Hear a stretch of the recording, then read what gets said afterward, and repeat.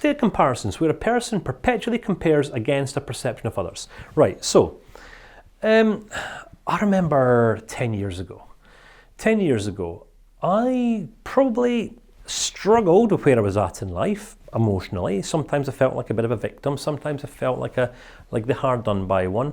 Occasionally I would engage in a one-man pity party, all right, feeling sorry for myself because I wasn't where I wanted to be in life. I would look to the future. I would look to the day where I'm married with the 2.4 children, successful businessman, whatever that means. I built an international training organisation. I've got an internationally respected range of online training products, which you're engaging in right now. So I've got all this in place. I've got a beautiful home and all this kind of stuff. I'm looking at this day and I'm comparing where I'm at today to that ideal stage of my life that's going to happen at some point in the future.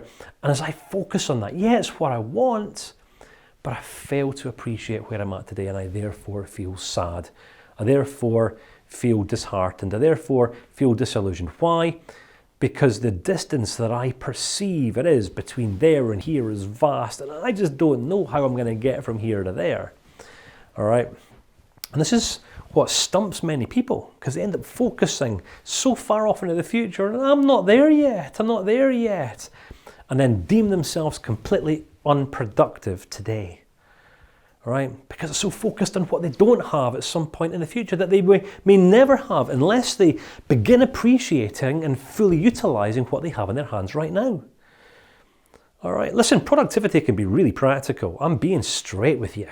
All right? Self-control is required, but you can only exercise self-control once you're clear on the direction in which you are committed to travelling in. And there's another little word, commitment. All right? Having an idea about an ideal future isn't the same as committing to a path. Right? I'm on a path right now. I'm on a journey. I'm on a one-man journey. You know, I've got my wife with me. We're kind of on this journey together, but I'm still on my journey. My wife could leave this journey at any given moment in time, as could I. Right? You're on a journey right now. You might be on your own. You might be married. You might be in a relationship. You might have a family. You might be a one-man or one-woman band. But either way, you're going to be in a journey. And what defines a journey? Or what defines the quality of a journey? What defines the quality of a journey is a degree of progress that we can feel ourselves making. Well, you're only going to feel like you're making progress if you can see that you're getting closer to where you ultimately want to be, which comes back to vision. Make sense? You're going to be completely ineffective. You're not going to make progress if you're standing where you're at stationary, feeling sad because you're not where you want to be. And that's the state of comparison that I'm talking about. Right? Sometimes you will judge yourself in a harsher way than what anyone else could ever judge you. Then sometimes you might find yourself comparing yourself up against other people. Right? I've had this. I had this just a few weeks ago. Someone that I kind of work with said to me unintentionally, yes, it's all right for you. You've got a successful business. So, it's all right for me. It's all right for me. All right, completely undermining the 12 years of committed hard work and investment that I've made in the process. Here's an interesting thing about the state of comparison. All right, people tend to be envious of the outputs and the outcomes that people generate. Very, very rarely are people envious of the years of struggle and turmoil and challenge that it takes to acquire these outcomes and results. I'm talking from experience. Right, and here's a cracker. All right, people box themselves in. Do you see what I've just done here? Giving you a visual representation with a blue box. A destiny attitude. Destiny attitude. I'm destined to be. I was born to be. I was born to be a success. I was born to be a loser. I was born useless. I was born worthless. Nobody loves me. I'm destined to success. Destiny is to blame for the person's outcomes, relationships and results. Right, again, conversation I had about 6 months ago with a young couple who were going through separation and divorce. All right, now, I remember conversing with this young couple around about 3 years earlier when they were in that infatuation stage of the relationship. all right? And she still made an effort back then, and he was still ripped up, tight white t-shirts, making an effort with his appearance. And then at some point in the relationship, they got comfortable with each other, stopped making an effort, as many couples do, all right? She got bored, he cheated on her, then she cheated on him. And then they got married at some point in between because they thought that marriage was going to salvage the relationship, which it didn't. Then they said, yeah, we just aren't meant to be together. This just isn't meant to be for me. You know what? I'm not meant to be with my wife. I'm not meant to be alive right now. I'm not meant to be delivering this training course to you right now. I'm not meant to be doing anything. Because so long as we're operating out of a destiny attitude, we completely undermine our capacity to make wise and well-informed decisions. Did you catch that little nugget right there? All right? You're not meant to do anything with your life. You have the free will to do whatever you want. You can take your life in any direction. If you're in a career that you're not passionate about, the only person who's keeping you in that relationship or that career is you. All right, if your financial circumstances are less than ideal, what are you doing about it? Something or nothing. Right, guess what? You have the final say. Do you know how many people in the world care about how content and how fulfilled you are? No one. Only you. No one else in the world cares about how you feel. Some people will love you. Some people will love you. And some people will wish you the best, and some people will want the most for you and want the best for you. But in terms of people who care how you feel, well, no one cares, because we can each only relate to how we independently feel, right? I can only relate to how I feel. I can't relate to how my wife feels, all right? You can only relate to how you feel. You can't relate to how anyone else feels. So we want the best for people, all right? But none of us care how fulfilled or content anyone else is, all right? Because we're each on this own journey of progression, all right? It might sound cold, but I guarantee you it's true. It's really, really true. Destiny is not to blame for people's life outcomes, relationships, and results. People are to blame. If you're unfulfilled, if you are not content, guess what part you've played in determining this? Either a little part, a moderate-sized part, or the part in full.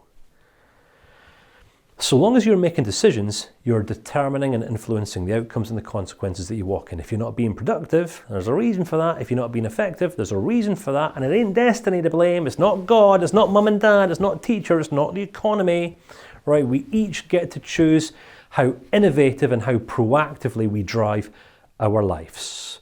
And there's going to be a whole lot of people disagreeing with that one, because that one challenges people to step up and take responsibility for themselves. Now the cat's out the bag. The cat's out the bag, friends. The cat's out the bag. Right, so what kills productivity? People have a tendency, in general, I'm not being generally judgmental here, I'm just saying people in general. Some people generally do, some people generally don't. I generally don't, but many people generally do. But other people generally don't. People prioritize ease, security, and safety instead of risk. Right? Some people are risk averse. Are you risk averse? Do you like taking a little risk every now and again? Do you like taking a little flutter, a little gamble?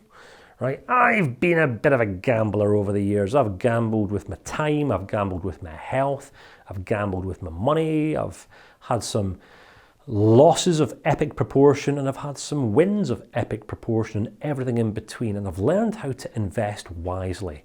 I've learned how to take calculated risks. I've learned how to take well-informed business risks. I've learned how to take wise financial risks. I've learned how to take sensible relational risks. What's a relational risk, Kane, I hear you ask? Thanks very much. Please allow me to clarify. So we take a financial risk. Where the economy is down, perhaps the housing market has stagnated. We have enough money to put a deposit in a property, so we think to ourselves, right, the market's down. If I was to invest into property right now and sit in it for a few years and improve it and do it up, the housing market generally has never decreased, never in history. Conspiracy theorists will say, yes, and the housing market will crash. But yet it never has done, ever, in history, as far as I'm aware, unless some historian wants to correct me, which might happen. But as far as I'm aware, the housing market's never crashed. All right, it has crashed, but it's not stayed crashed forever. It has a tendency to kind of bounce back and continue to increase. So we invest in a property as a calculated risk. We can be relatively confident that we're going to see a return at some point in the future. You invest into Bitcoin these days. Various green stocks and shares, that's a sensible investment if you're into stocks and shares investment. Then there's relational investment. All right, in the same way that we might invest into bonds, stocks, shares, business, we'll invest into people. All right, some people are a wise investment and some people are an unwise investment. All right, I will be looking, when I'm evaluating whether to invest into a person or not, I will not listen to what they say. Right? I will look at the deliverables of a person's life, i.e. what they're doing, what they've delivered. Because some people will say, oh, Kane, can you help me? Can you help me? I want to build a business. And when a person says, I want to, it means that they have not yet done. All right? So when a person says, oh, Kane, I've got an issue here. I'm at a sticking point. Well, if a person's at a sticking point, then they're at a sticking point in the road, which means that they are already progressing, which means they're doing something. All right? Some people play a better game inside of their heads than what they play on the actual pitch on a Saturday afternoon, if you know what I mean. I'm giving a football or a sports analogy here. Right? Some people never get started in life because they prioritize playing it safe.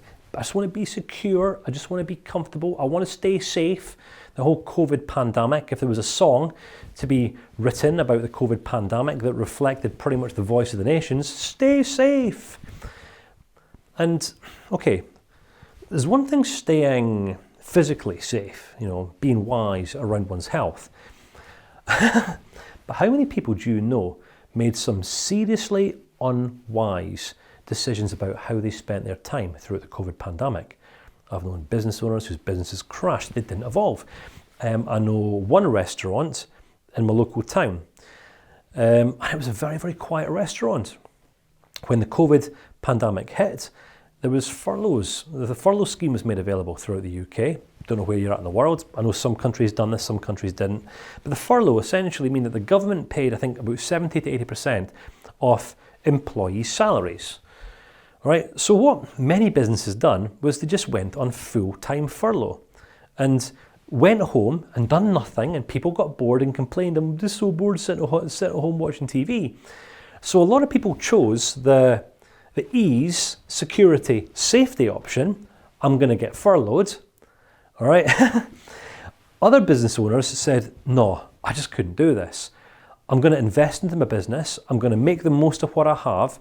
And this business I'm talking about was a restaurant. It was an Indian tapas restaurant called Doom restaurant in Dunfermline. Fantastic. And this guy opened up, he started delivering these pizza boxes with all different types of Indian tapas food, and he would give free bottles of wine and drinks, and he went above and beyond. Throughout the COVID pandemic, where a lot of people reined in, he pushed out. He took a risk. And since the second lockdown ended, right, he now has the busiest restaurant in Dunfermline because people grew to trust, respect and admire him because of the risk that he took. How on earth could you trust a person who never takes calculated risks? How can you trust a person who plays it safe and just wants to be secure all the time? All right, think about what the prize of taking risks is. Progression. We either stay safe and we don't progress, or we take a risk and we progress. All right, so what do you choose? All right, what's your game plan? Is your game plan reining it in and playing it safe, or is it taking risks, calculated risks, and pushing forward towards a greater prize? Listen, I'm not telling you what to do here. That's the last thing of my intentions. I'm not here to tell you what to do. I'm here to present you with options. All right, because this is how many people live their life, right? Confidence in the knowledge that they have without any context. a head full of knowledge, but no practical experience and very little wisdom.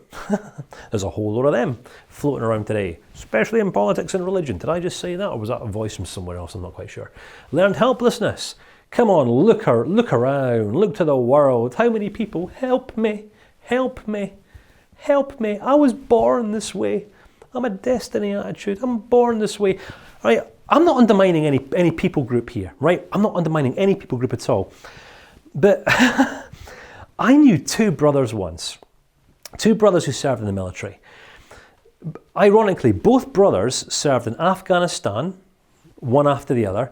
Both brothers lost a leg when they stepped on an IED, an improvised explosive device. They lost their lower limbs, right? So both brothers, fast track 10 years, one brother sits on the streets, and as far as I'm aware, he lives in Manchester in England. He sits homeless with his cards, and I'm a wounded veteran, help me, spare some change, all that kind of stuff. Now you might be taking offence at this, thinking, okay, you're so compassionless. I'm talking about perspective here. I want to give you perspective because brother number two just competed in the recent Olympics, all right, with his aesthetic leg. And I think he got, it was the bronze or the silver. I think he got 2 bronzes and 1 silver, actually. Very different perspective. So you can be the helpless victim, or you can be the victor. But either way, life ain't going to stop giving you challenges.